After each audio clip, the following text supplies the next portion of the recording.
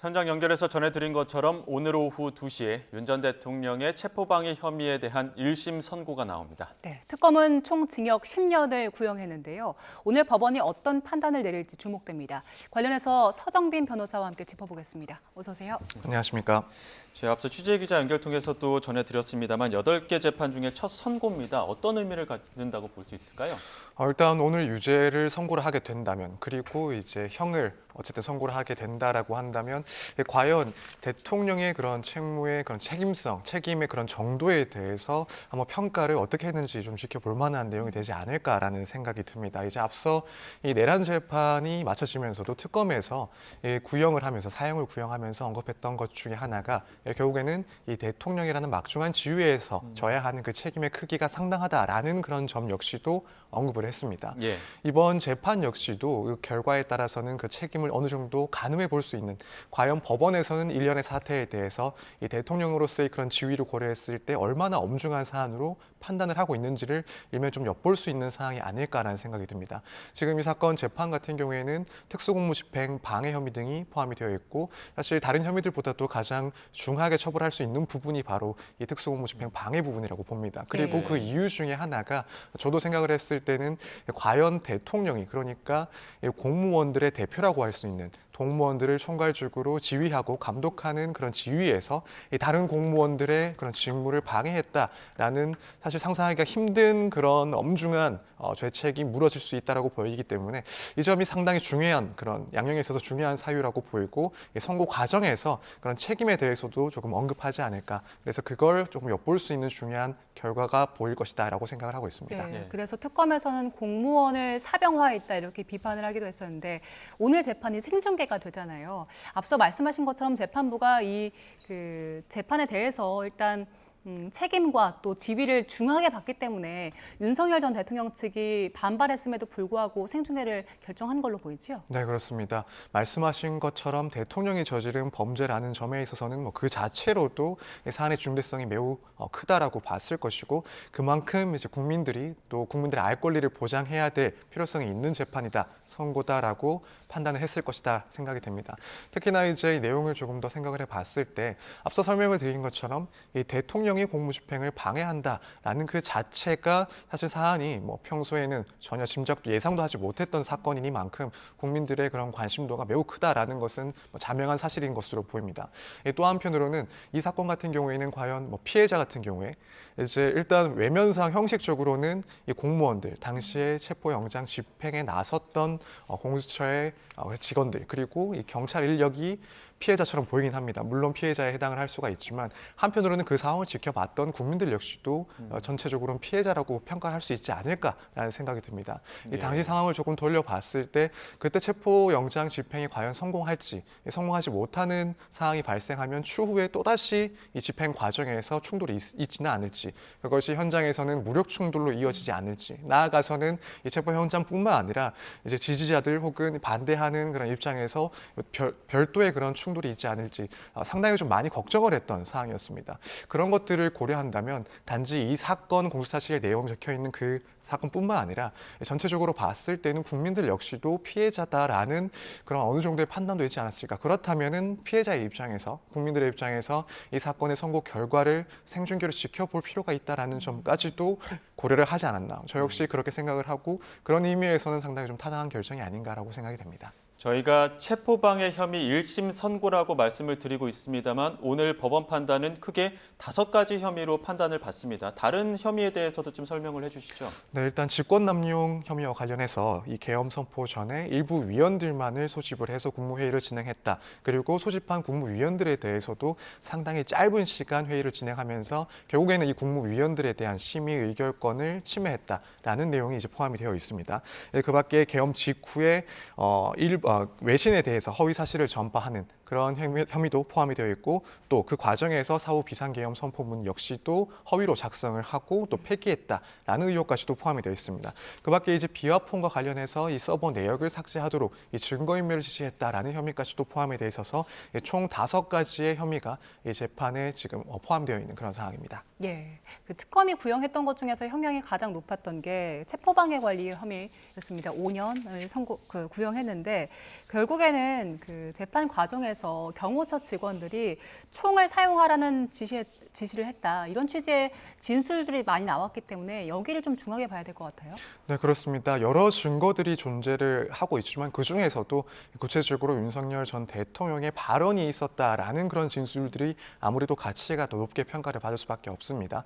물론 해당 진술이 명확하게 나오지 않았다 하더라도 사실 당시 상황이 공개가 됐었기 때문에 당시 상황이 다 중계가 됐었기 때문에 이렇게 조직적으로 법원의 영장 집행을 방해한다라는 그런 사건에서 과연 대통령이 전혀 그것을 모르고 있었을까 혹은 지시가 없었을까 그걸 생각해 보면 사실 그 밖의 증거들도 충분히 이미 제출이 되었다라고 생각이 되고 어느 정도 충분한 증명이 됐다라고 생각이 됩니다. 뭐 그럼에도 불구하고 가장 이제 중요도가 높은 것은 결국에는 이제 경호처의 간부 혹은 경호처의 직원들의 진술일 수밖에 없습니다. 그리고 말씀하신 것처럼 윤 전 대통령으로부터 뭐 총을 사용하라, 뭐 총을 휴대하라 이런 것들을 보여줘라 이런 이야기들을 들었다거나 혹은 간접적으로 또 들었다라는 진술들이 확보가 되어 있는 상황이기 때문에 재판부 입장에서는 여러 증거들을 종합하면서도 이 말씀드린 이 해당 진술 증거들의 그런 가치를 가장 높게 평가를 할 것으로 보입니다. 그러니까 윤 전 대통령 측은 전해 들었다 이런 전원 증거만 있을 뿐이고 또 핵심 간부들도 어떤 지시라고 이해했다라는 발언을 하다 보니까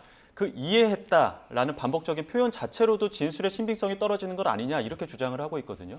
네, 결국에는 윤 전 대통령이 명확하게 뭐 총을 휴대하라는 워딩을 했다라는 얘기는 없지 않느냐, 혹은 체포를 방해하라라는 그런 지시를 구체적으로 한 것은 아니지 않느냐. 그래서 이런 진술들의 가치는 떨어진다라는 주장을 하고 있는 것으로 보입니다.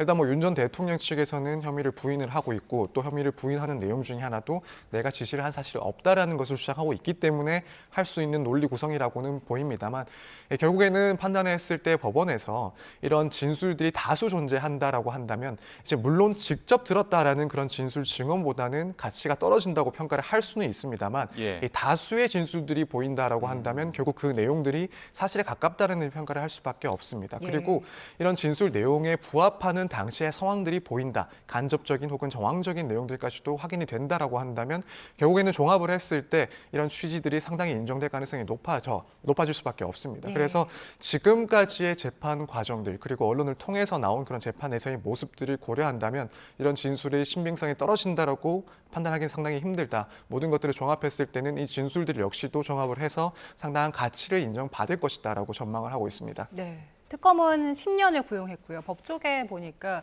5년에서 7년 정도 예상을 하더라고요. 어떻게 전망하세요? 일단 5년에서 7년 예상을 하는 것은 통상적인 사건들과 비교를 했을 때 상당히 좀 안전한 전망이라고 볼 수 있을 것 같습니다. 일반적으로 형사 재판에서 검찰이 구형을 하면 법원에서 유죄를 인정했을 때는 절반에서 뭐 3분의 2 정도 선고를 하는 것이 보통이기 때문에 아마 이제 그 기준에 따르면은 결국 10년 구형을 했으니 5년에서 7년 정도 사이가 나오지 않을까. 상당히 보통의 사건들과 비교했을 때의 그런 의견인 것 같습니다. 다만 이제 개인적으로는 7년 이상 나올 가능성이 상당히 높지 않나. 통상적인 사건과는 비교하기 힘들다라고 보고 있습니다. 일단 뭐 예를 조금 들어보자면 양형 기준이 있습니다. 이제 예. 공무집행 방해에 대한 양형 기준표가 있고 여기에 양형 기준과 조금 결부를 시켜봤을 때 어떤 평가를 할지 한번 따져보겠습니다. 가중 요소 중에 하나가 이제 비난할 만한 그런 동기가 있느냐. 그런데 지금 이 사건 같은 경우에는 결국에는 이 경호처 직원들을 사병화해서 이 체포를 방해하려고 하는 혐의라고 보기 때문에 동기는 상당히 비난할 만하다라고 생각이 됩니다. 그리고 단체 다중의 위력이 있었느냐. 이 부분 역시도 명확하게 다중의 위력이 있었고요. 또 피해 공무원이 다수인가도 따지게 되는데 이때 집행에 나섰던 공무원들 역시 뭐 100명이 넘는 수백 명이 피해자가 될 수 있기 때문에 이 부분 역시도 가중이 될 겁니다. 그리고 방해의 정도가 중한가는 앞서 설명을 드린 것처럼 대통령이 경호처 직원들이 이용해서 영장 집행을 방해했다라는 것은 뭐 그 이상의 중한 내용들을 찾기가 힘들 정도로 상당히 심각한 범죄라고 생각이 됩니다. 거기다가 피지휘자에 대한 교사인가, 그러니까 이 공무집행 방해의 형태가 아랫사람들이 이용해서 한 것인가 역시도 따져보게 되는데 이 부분 역시 사실은 포섭이 된다라고 봐야 되고, 그러면 양형 기준에 적혀 있는 대부분의 그런 사정들, 불리하게 적용될 수 있는 사정들이 모두 포섭이 된다라는 생각이 됩니다. 사실 양형 기준에 의하더라도 가중 영역은 1년에서 4년 정도로 일단 설정을 해놨습니다. 다만 지금 이 사건 같은 경우에는 그런 기준 역시도 사실 무의미하지 않나. 말씀드린 것처럼 이 공무원의 공무 집행을 방해하는 그 주체가 공무원을 대표하는 대통령이다라는 것은 일단 일반적인 사건과는 비교 자체가 불가능할 정도의 죄질로 평가를 받을 것이다라는 생각이 듭니다. 거기다가 이 공무의 내용은 결국 이제 법원에서 발부한 영장을 집행하는 것이었는데 이 사법부의 그런 권한을 무시하고 정부의 수장이 이런 행위에 나섰다라는 것 자체도 결국에는 권력 분리 원칙에 대한 상당한 도전이다, 사법 질서에 대한 큰 도전이다라고 평가를 할 수밖에 없을 것 같습니다. 그렇기 때문에 이런 점들을 고려하면 7년 이상 선고 가능성이 높다라고 봅니다. 저희가 그때 당시의 화면을 계속 보여드렸습니다만 그때 당시에 이 체포영장 집행을 거부하고 방해하고 경호처를 동원한 배경 중에 하나는 이 공수처가 수사할 수 있는 권한이 있느냐 이 부분이었거든요. 오늘 법원 판단에서 이 부분도 좀 결정이 내려질까요? 네, 이 부분에 대해서도 어느 정도 판단을 할 것으로 보입니다. 이제 물론 판단을 적극적으로 하느냐 혹은 소극적인 범위 내에서 판단을 하느냐 차이는 조금 있을 것 같습니다. 지금 윤 전 대통령 측에서 주장하는 것은 결국 이제 공수처에 권한이 없는 상태에서 수사 권한이 없는 상태에서 발부를 받은 영장이기 때문에 위법한 영장이고 집행 역시 또 위법하다. 따라서 공무집행 방해죄가 성립할 수가 없다라는 논리입니다. 이 부분은 이제 내란 재판에서도 마찬가지로 주장을 하고 있는 혐의고요.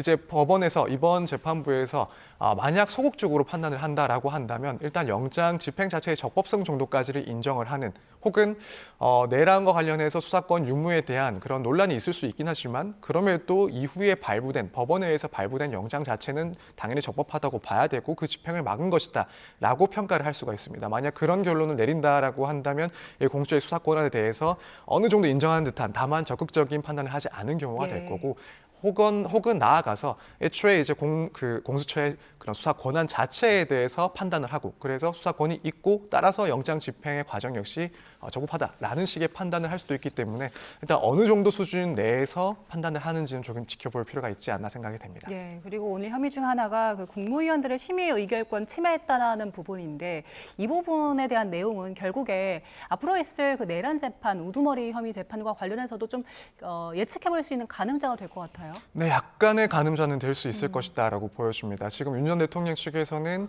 결국에는 계엄을 선포할 수 있는 권한은 대통령에게 있는 것이고 국무위원들은 거기에 대해서 심의 의결을 할 수 있긴 하지만 결국에는 조언적인 역할을 하는 것뿐이기 때문에 권한을 침해하는 것이 아니었다라는 주장입니다. 다만 이제 오늘 재판부에서 당시에 사실관계들을 이제 특정을 할 것인데 그 상황에 따라서는 이후에 그 사실관계에 따라서는 이후 내란 재판들에 대한 어느 정도 기준이 제시가 될 수 있을 거라고 보입니다.